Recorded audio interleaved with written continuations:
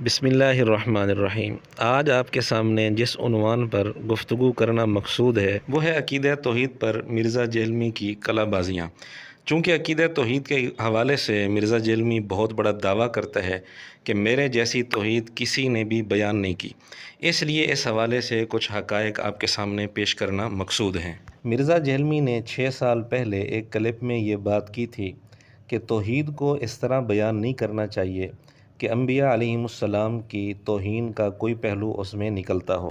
توحید ضرور بیان کریں لیکن انبیاء کی توہین نہیں ہونی چاہیے، ایک بالکل بیلنس چیز ہونی چاہیے۔ جو جتنی بات کتاب و سنت میں آئی اس کو اس طریقے سے بیان کرنا چاہیے، باقی اس میں کوئی ایسی اگزامپل بیان نہ کی جائے جس کی وجہ سے آپ صلی اللہ علیہ وسلم کی توہین کا پہلو ہو جائے۔ لیکن اب مرزے کا بیان یہ ہے کہ توحید جب بھی بیان ہوگی گستاخی تو خود بخود ہو جائے گی، اور یہ جملہ مرزا جیلمی نے اپنے استاذ اسحاق جھالوی سے نقل کیا اور اس کی تعریف کی، اور ایک دفعہ نہیں بلکہ کئی دفعہ اس کو نقل کر کے اس جملے کو جاندار کہا اور اس کی تعریف کی۔ اور مجھے مولانا اسحاق صاحب کا وہ جملہ ہمیشہ یہ آیت پڑھتے ہوئے یاد آتا ہے۔ بعض اوقات تو وہ فی البدی ایسے جملے بولتے تھے جاندار،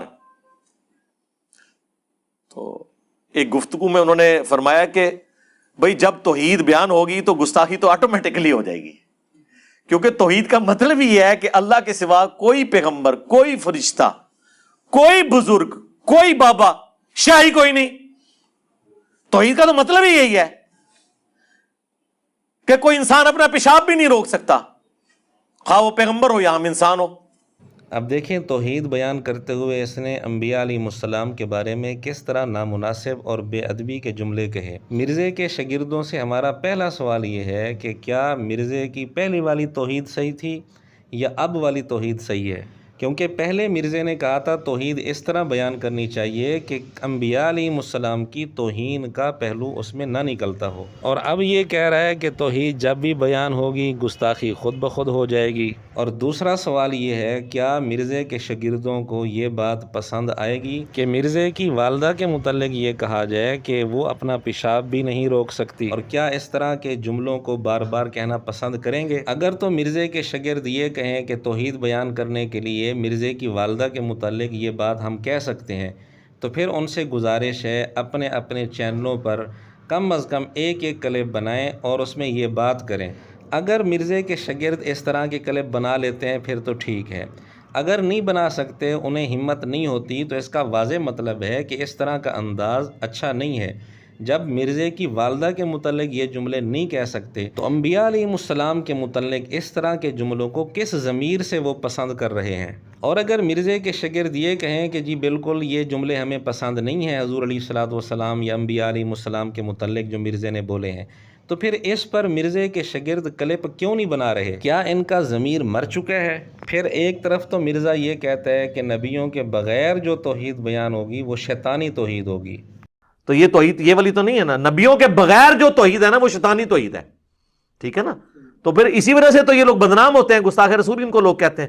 لیکن دوسری طرف یہ خود توحید بیان کرتے ہوئے انبیاء علیہ السلام کے متعلق کس طرح کے جملے استعمال کر رہا ہے کہ نعوذ باللہ انبیاء تے شے کوئی نہیں، انبیاء اپنا پیشاب نہیں روک سکتے، نعوذ باللہ۔ جب مرزے کا فتویٰ ہے کہ نبیوں کے بغیر جو توحید بیان ہوگی وہ شیطانی توحید ہوگی، تو مرزے کے اپنے فتوے کے مطابق اس کی بیان کی ہوئی یہ توحید شیطانی توحید ہے یا نہیں ہے، اس کا فیصلہ آپ خود کر لیں۔ اسی طرح مرزا اپنے مخالفین پر اعتراض کرتے ہوئے ایک جگہ کہتے ہیں کہ جی انہوں نے اللہ کی کوالٹیز انبیاء کے اندر مان لی ہیں۔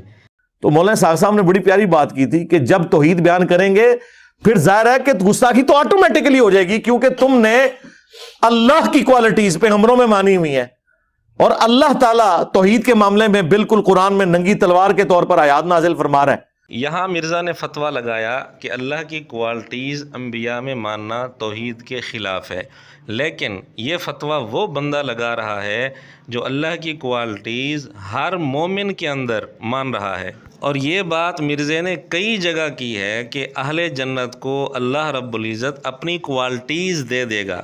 اس کا مطلب یہ ہوا کہ مرزے نے اللہ تعالیٰ کی کوالٹیز تمام مومنین کے اندر، تمام اہل اسلام کے اندر، ہر مومن کے اندر مان لی ہیں۔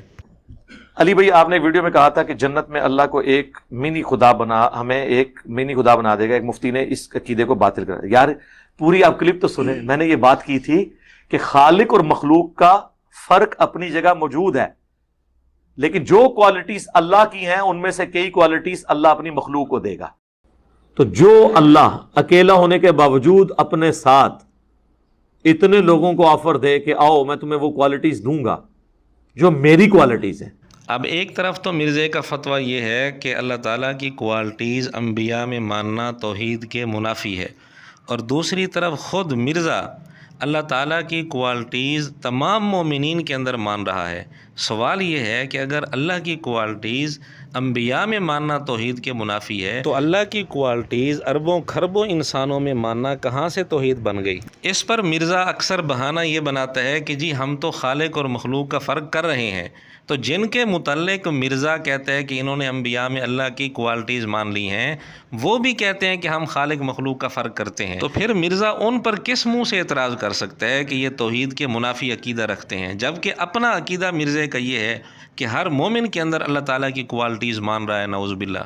اور مرزے کی گفتگو میں اتنی تضاد بیانی ہوتی ہے کہ سیکنڈوں میں مرزا اپنا رخ بدل لیتا ہے، یو ٹرن لے لیتا ہے. مثلا ایک کلپ میں تبلیغی جماعت پر ریونڈ پر طنز کرتے ہوئے کہتا ہے کہ جی یہ صحیح توحید بیان نہیں کر رہے، اور اس کی وجہ یہ بتاتا ہے کہ ان کے پاس 20 لاکھ کا مجمع ہوتا ہے، اس لیے ان کی توحید وہ توحید نہیں ہے جو نوح علیہ السلام کی تھی، کیونکہ نوح علیہ السلام کی توحید کی دعوت پر 80 لوگ مسلمان ہوئے تھے.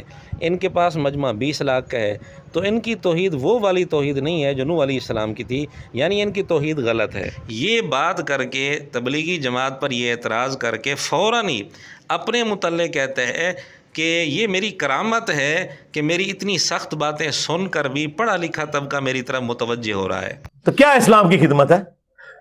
اس کا مطلب ہے کہ ہمارے علماء وہ توحید بیان کر رہے ہیں جو حضرت نوح علیہ السلام نے نہیں کی تھی، کیونکہ نوح علیہ السلام نے جب توحید بیان کی ہے تو 80 بندے قبول کرنے والے تھے. رائے ونڈ میں 20 لاکھ بندہ اکٹھا ہو جاتا ہے.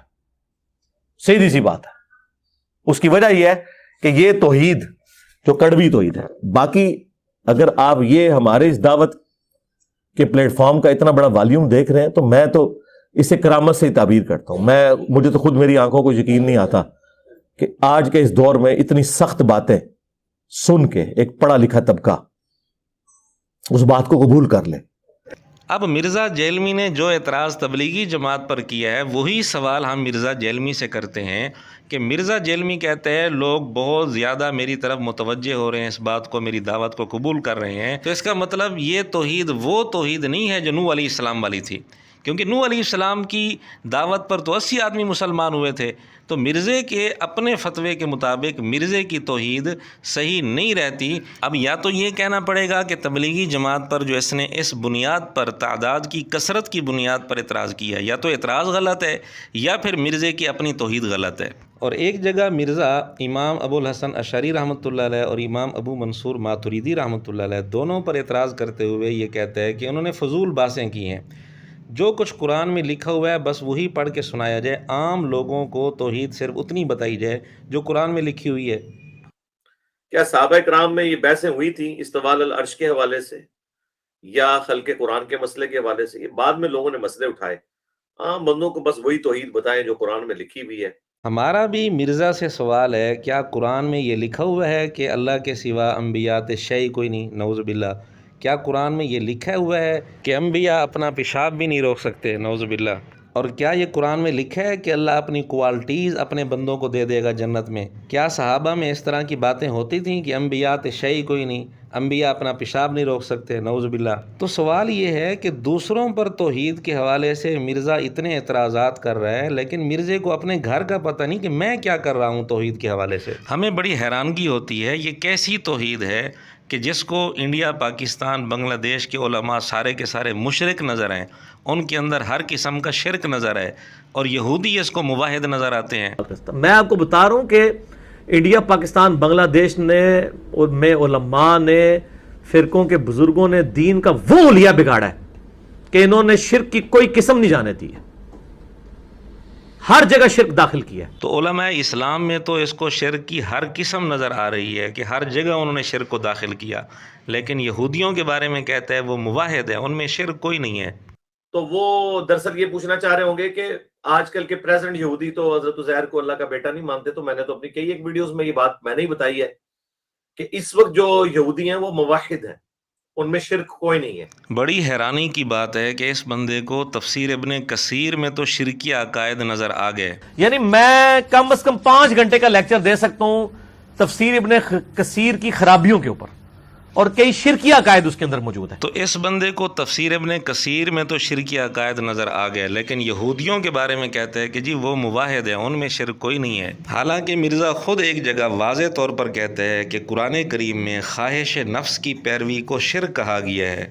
قرآن میں خواہش نفس کی پیروی کو کہا گیا شرک۔ افرائیتا من اتخذ الہہ ہوا۔ اب جہلمی فرقے سے ہمارا سوال ہے، ذرا انصاف سے بتائیں، ایک طرف مرزا کہتے ہیں خواہش نفس کی پیروی کو قرآن میں شرک کہا گیا ہے، کیا یہودیوں نے کبھی خواہش نفس کی پیروی نہیں کی؟ نعوذ باللہ۔ بہرحال یہ چند نمونے آپ کے سامنے عقیدہ توحید کے متعلق پیش کیے گئے ہیں کہ جو بنیادی عقیدہ ہے اس کے متعلق مرزا جہلمی کی گفتگو کتنی تضاد بیانی پر مشتمل ہے، ہم یہ فیصلہ آپ پر چھوڑتے ہیں۔